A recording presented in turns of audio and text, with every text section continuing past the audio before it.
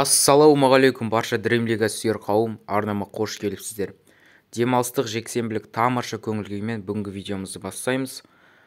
Видеоның атауынан көріп тұрғандарыңыздай бүгін біздің арнамыздағы соңғы видеолардың бірі болайын деп тұр. Оны осы видеоның соңына қарай айтатын боламын. Бүгін Бразилия ұлттық құрамасындағы карьера, енді соңғы шығарылымы дей алмаймын. Предпоследний дейді ғой, соңының алдындағы шығарылымы. Енді видеоны көріп кетіңіздер, соңында YouTube'ды тастайтын жайлы толық ақпараттардың бәрін сіздерге түсіндіріп айтатын боламын. Сіздерге жақсы көрілім тілеймін. Көп созбай бастайық. Кеттік достар. Seeing monsters at your window. No, you can't sleep, you pretend though. You don't have to play the hero. Cause I got you like you got me. When the earth shakes, when the bombs scream. Until our last breath, every heartbeat.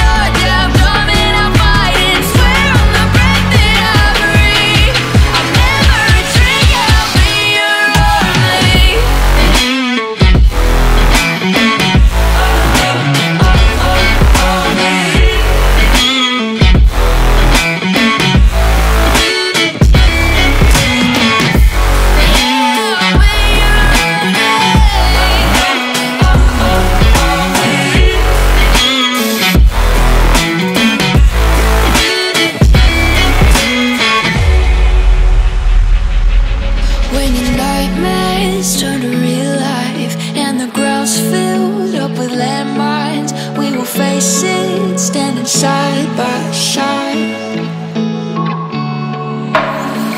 You know I'll come running when you need. I'm coming. You know I'll come running. If you go to war, then I'm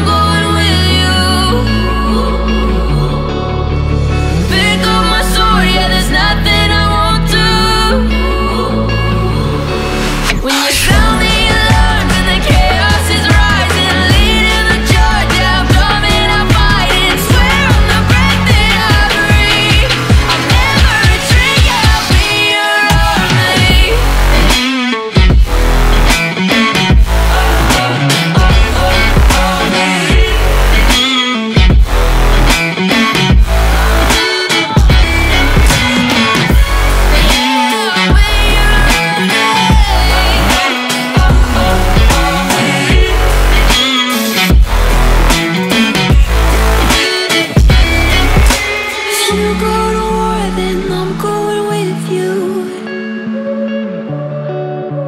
Pick up my sword, yeah, there's nothing I won't do.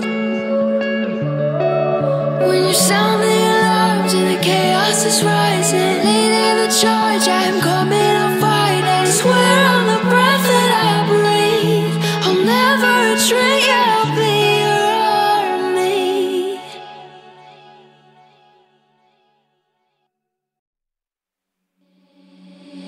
Seeing monsters at your window. No, you can't sleep, you pretend though. You don't have to play the hero. Cause I got you like you got me. When the earth shakes, when the bombs scream. Until our last breath, every heartbeat.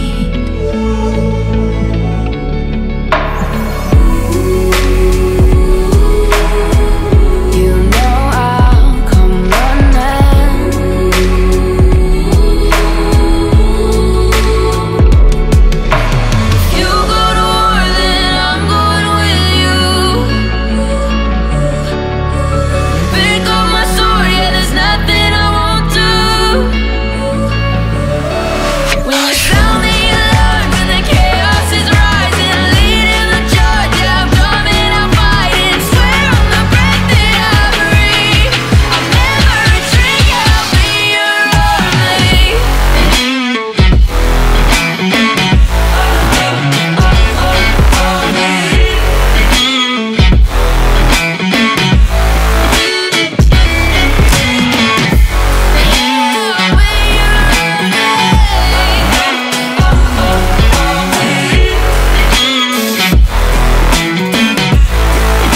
2,000 years later.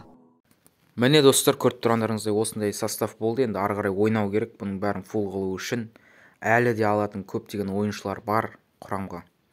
Эдерсон бар дегендей, Рафиня, Родриго сияқты мықты ойыншылар бар енді составқа алатын әлі.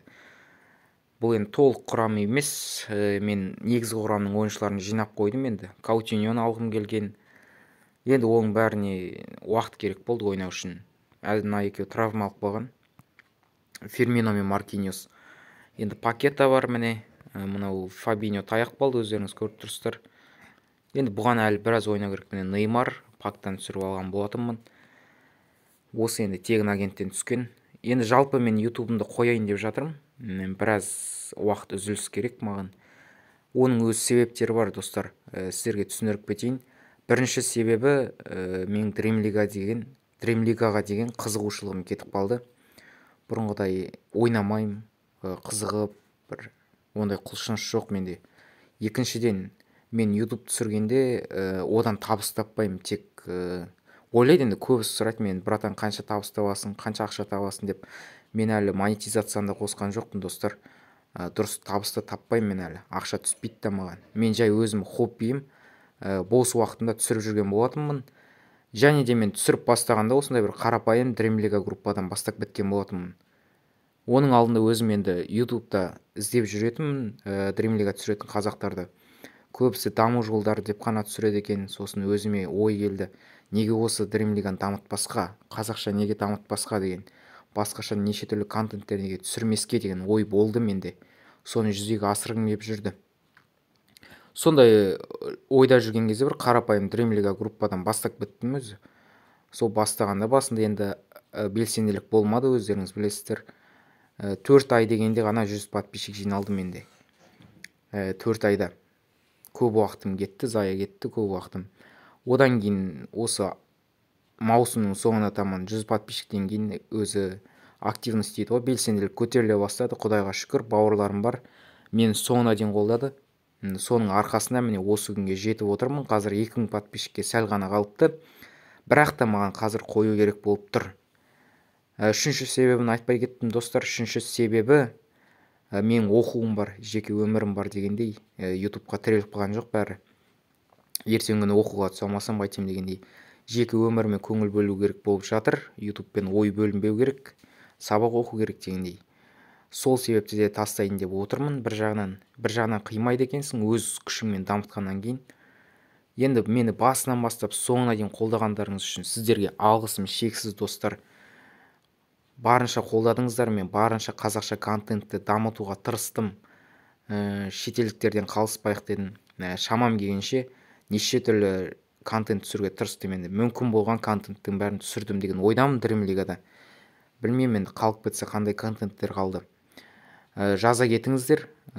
Осы енді достар, соңына дейін қолдағандарыңызға рахмет. Мен осы ютубты бастағаннан бері қолдап келе жатқан Талғат бауырым, саған алғысым шексіз. 100 подписчик болмағанға дейін мені қолдап келе жаттың. Және де өмір бауырыма да алғысым шексіз. Талай рет аккаунтым берді видео түсіруге. Өз аккаунтым маған сыйлыққа да берген болатын. Мен аккаунтымнан айырылған кезде, брат, сен ютубыңды тоқтатпа, жалғастыр, мен аккаунтымды саған берейін деп өз көмегім көрсеткен болатын. Енді сондай жанашыр бауырларыма алғысым шексіз. Мен соңына дейін қолдағандар. Мен осы күнге, осы деңгейге жетуім сендердің арқаларында бауырларым. Алғысым шексіз. Жасик бауырыма да алғысым шексіз. Турнирлерді ұйымдастырған кезде демеушім болып, админім болып, бәрін өткізуге көмектесті. Бәрі риза деген ойдамын енді. Мен ешкімге өкпем жоқ. Мен қолдағандарыңыз үшін де көп-көп рахмет. Комментарийда да үнемі қолдап жатасыздар. Дамы, брат, дамы деп. Және де Қазақ Орда каналына да алғысым шексіз. Осы Дримлига бастағаннан бері мен қолдап ағалық жолын көрсетіп келе жатыр. Сол ағаларымызға қарап бой түзеп келе жатырмыз енді. Нұртай бауырыма да алғысым шексіз. Інім ретінде өзінің қолдауын көрсетіп, барынша енді барлығы қолдауын көрсетіп жатады енді. Сіздердің қолдауларыңыз маған сезіліп тұрады. Соның арқасында мен осы күнге жеттім. Мен талай рет болды, оқталдым, талай рет тастап кетейін деп ойладым Дримлиганы, жалпы ютубты. бірақ осы бауырларымның арқасында, қолдауларыңыздың арқасында көрсеткен, соның арқасында мен осы күнге дейін жеттім. Құдайға шүкір, алғысым шексіз барлықтарыңызға. Енді әр істің басы болғаннан кейін, әр істің өз уақыты болады дейді ғой. Басталғаннан кейін аяқталу керек. Бірақ енді ютубты бірақ қойып кетем деп айтпаймын. Уақытым болып тұрса, кейін бір ойнап жатсам, видеолар түсіріп тұратын боламын енді. Бірақ бұрынғыдай емес, анда-санда бір түсірсем, түсірмесем қалды деген сөз ғой. Содан кейін сұрайтын шығар енді көбісі, YouTube аккаунтыңды сатасың ба деп. Жоқ, сатпаймын. Өзіңе ыстық болады екен, өз күшіңмен дамытқаннан кейін. Енді арғай ақша алмасаң да тұра берсін дегенім ғой. Сатпаймын, бір 10-15 мыңға бола. Одан кейін Dream League аккаунттарымды да ешкімге бермеймін, ешкімге сатпаймын. Сұрамай қойсаңыздар болады. Көп жандар сұрайды маған аккаунтымды берші брат деп. Ешкімге аккаунтымды бере алмаймын, ол кез келген адам бермейді ғой өзі дамытқан аккаунтын. Сұрап керек емес, видеодан кейін де сұрайтын адамдар бар. Аккаунтыңды маған бере сал, мен сенің подписчигіңмін деп. Олай ешкімге бере алмаймын енді. Осылай қолдағандарыңызға көп рахмет достар. Мен басынан бастап соңына дейін осы күнге дейін жетуім сіздердің арқаларыңызда. Енді бұйыртса, Алла қаласа тағы жүздесіп жататын шығармыз, Алла сәтін салса. Бірақ енді қазір уақыт емес, Dream League ойнап YouTube түсіретін. Түсінесіздер деген ойдамын. Енді амандықта болайық, саулықта болайық. Бұйыртса, уақыт болса, анда-санда видео салып тұруға тырысатын боламын. Енді көп сөйлеп кеттім достар. Соңына дейін көрсеңіздер, алғысым шексіз сіздерге. Келесі кездескенше достар, сау саламатта болайық, амандықта болыңыздар. Жүздескенше.